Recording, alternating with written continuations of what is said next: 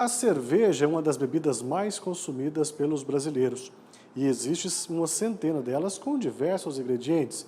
Como a Simone Garcia falou lá naquela passagem nossa de bloco, antes do nosso intervalo, você já viu uma cerveja feita de caju? Bom, se ainda não, isso é possível e nós vamos conhecer agora um pouco mais sobre esse produto. E quem vai conversar com a gente sobre isso é o chefe de transferência de tecnologia da Embrapa Agroindústria Tropical, o Genésio Vasconcelos. Olá, Genésio. Eu, a Simone Garcia e muita gente que está em casa está querendo saber como é possível fazer cerveja à base de caju. Então explica aí pra gente. Boa tarde. Tudo bom, Thiago? Boa tarde, Simone, boa tarde quem está nos assistindo. Obrigado pela oportunidade, tá? E, Thiago, é realmente um produto sensacional, porque esse produto que a gente está falando em específico não é uma cerveja tradicional, né? Foi uma parceria que a Embrapa fez com produtores e toda a cadeia, para falar a verdade, né, que gerou esse desenvolvimento desse produto, que é uma Weissbier, né? É uma cerveja tida pelos consumidores como uma cerveja artesanal, apesar de ter lá um processo industrial, né, na fabricação dela, mas é uma cerveja que se assemelha muito às cervejas de trigo, tá? Que ela é mais clara, mas também ela é opaca, né? E só que ela tem como principal matéria-prima o caju, na verdade o suco do caju, né? E é um sabor extremamente agradável, diferente, né? E tem um ar bastante tropical que a bebida traz e tem tudo a ver com o nosso país, né? O caju, para quem não sabe, ele é uma fruta tipicamente brasileira, e o Ceará, que é o estado que eu estou falando agora, é responsável por 66% da produção do caju no Brasil. Ou seja, é quase que uma bebida nordestina, vamos chamar assim, né? Porque muita produção do caju está aqui no Nordeste. Então, é um produto que ele vem aliar a tradicionalidade de um produto nosso, nativo, que é o caju, a uma bebida mais sofisticada, que é uma cerveja artesanal, atendendo aqueles consumidores que têm um paladar um pouco mais específico desse tipo de bebida, sem deixar de lado a tradicionalidade dos sabores regionais. Então, ficou uma mistura muito interessante e recomendo a todos provar essa bebida. Toda certeza, né? Nós aqui ficamos todos curiosos para saber como é que esse sabor, você fala aí com tanto entusiasmo, não tenho dúvida nenhuma, viu, Genésio, que de fato é muito bom. Agora, como você disse, o estado do Ceará é o maior produtor de caju do Brasil. E nesse novo mercado que está se desdobrando agora, com essa possível extensão aí do caju, já é feito a cerveja base, já está sendo comercializada. Isso pode aumentar a produção aí no futuro próximo? Sem dúvida, Thiago. Assim, um dos papéis da Embrapa é desenvolver a cadeia produtiva, nesse caso da gente, da cajicultura, né? E você tem os produtos tradicionais. Quando a gente fala de produtos tradicionais, é a castanha, popularmente conhecida já como um snack, um aperitivo, às vezes até um lanche. Mas a gente precisa também agregar valor ao pedúnculo, que é de onde a gente tira o suco, né? É uma matéria-prima ainda pouco explorada pelas suas diversas capacidades de processamento que ela possui, tem alto teor de vitamina C, e além de taninos, tem também fibra e outros componentes positivos para o consumo. Então, assim, como a gente agregar valor a esse produto que é fortemente produzido numa estação em que nós estamos agora, por exemplo, que é a época da seca.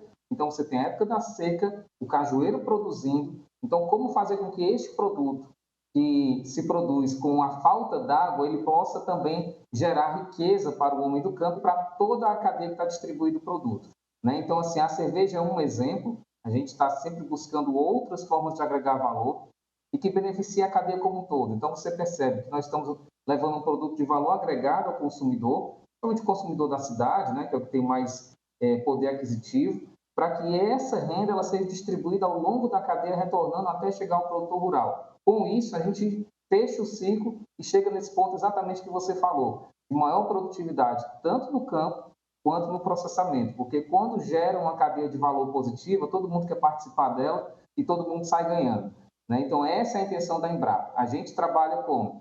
Gerando genética apropriada, bons materiais de qualidade, um bom fruto, técnicas de processamento para que isso chegue na mesa do consumidor e a cadeia possa ir girando e fazendo com que a fruticultura traga realmente bons resultados para o Nordeste do país. Eu estou falando Nordeste porque, no caso do caju, é tipicamente nordestino, né? Mas também nas outras áreas que a fruticultura está inserida. Isso de fato é muito interessante. Quando você falava, a gente via algumas imagens aqui de cajus, dos cajueiros também. E claro que quando vocês fizeram aí essa pesquisa, desenvolveram essa tecnologia de usar o caju para elaboração de cerveja, vocês fizeram diversos estudos. E a gente sabe também das variedades do caju. Existe alguma diferença? Tem a variedade específica para cerveja? O que que vocês conseguiram aí identificar durante esse tempo de pesquisa, hein, Genésio? Na verdade, para a cerveja, nem tanto. O que acontece? Hoje nós temos 12 clones de cajueiro, estamos lançando mais um agora recentemente, que é o mês deve estar saindo, mas nós temos 12 atualmente e esses clones, cada um tem uma tipicidade em campo, tá? Alguns são mais apropriados para o desenvolvimento de castanha, tem castanhas maiores, castanhas menores, outros são mais apropriados para o consumo in natura, né? A gente está vendo as imagens aí, outros são mais apropriados para o processamento. Por que essa diferença, às vezes, do processamento para o consumo in natura? O consumo in natura ele depende muito de três pontos principais, né? É olfato, visão e tato. Nós, quando vamos comprar uma fruta, a gente olha, a gente geralmente sente o cheiro e pega nela. Então, algumas variedades, por exemplo, elas têm tonalidades que não são tão atrativas ao olho para o consumidor de supermercado, vamos chamar assim, do varejo. Mas ela não tem nenhum problema, nenhuma diferença na hora do processamento. Então, por uma questão, às vezes, de adequação de gôndola, aquele produto ele é mais direcionado para o processamento e outros mais direcionados para o consumo de gôndola, onde ele vai ter um aporte maior de recursos, essa coisa toda e tal. Então, na verdade, se a gente for processar, todos os nossos clones eles têm uma equivalência de características que permitem esse processamento. Mas se a gente vai falar em consumo in natura, ou para outros tipos de consumo que requer aí somente o visual, a gente tem, por exemplo, caju amarelo, um caju alaranjado, um caju vermelho. Às vezes o amarelo ele não é tão atrativo na gôndola, apesar de que se você não ele é doce, tal, mas a pessoa é resistente a comprar. Se você tem um caju laranja, ele facilmente sai da gôndola. E se você tem um vermelho, então ele não para. Né? O vermelho atrai muitos olhos. Então a gente tem essas variedades de clones, dentre outras características, para atender os diversos tipos de consumidores. Assim como outras frutas também têm esse tipo de padrão. E aí vem produtividade, tamanho do fruto, resistência a pragas e doenças e outras características mais específicas da parte agrícola. Né? Então, a gente procura associar essas características agrícolas de processamento e lançar um clone que seja mais adequado tanto para o processamento, produção agrícola, quanto para consumo. Tá certo, isso de fato também é muito interessante. Agora, esse novo ingrediente vai garantir também aí uma valorização da cajucultura, tanto no estado do Ceará como nos outros também aí que fazem a produção de caju aqui no país? Sem dúvida alguma, Tiago, porque o que acontece? Às vezes, o acesso ao fruto ele é um pouco mais complicado, né? O fruto ele tem uma perecibilidade mais curta, né? É muito mais rápido você perder o consumo do fruto. Quando você transforma isso num produto industrializado, processado, você permite com que ele tenha maior longevidade e possa ser transportado com mais tranquilidade. Então, ou seja, a gente consegue acessar os grandes mercados consumidores, os mercados que podem pagar mais por isso, e aí você vai ampliando cada vez mais o escopo de impacto daquela cadeia. Né? E quem sabe, não só no país, mas também fora dele. Né? A gente vive num país continental. Às vezes, é mais rápido, por exemplo, eu estou aqui no Ceará, aqui de Fortaleza para Lisboa, a gente está a 6 horas e meia de voo. É mais rápido eu ir para Lisboa direto do que eu ir para Porto Alegre, né? Que está lá no sul do país. Então, perceba, às vezes é mais fácil a gente alcançar, em termos de logística, um outro país, um outro continente do que o nosso próprio país. Então, se a gente tem um produto padronizado, com boas características sensoriais, com boas informações nutricionais, e que seja agradável ao paladar dos consumidores, agregando um valor que vai trazer ali benefícios para todos, então é o melhor dos mundos para toda a cadeia.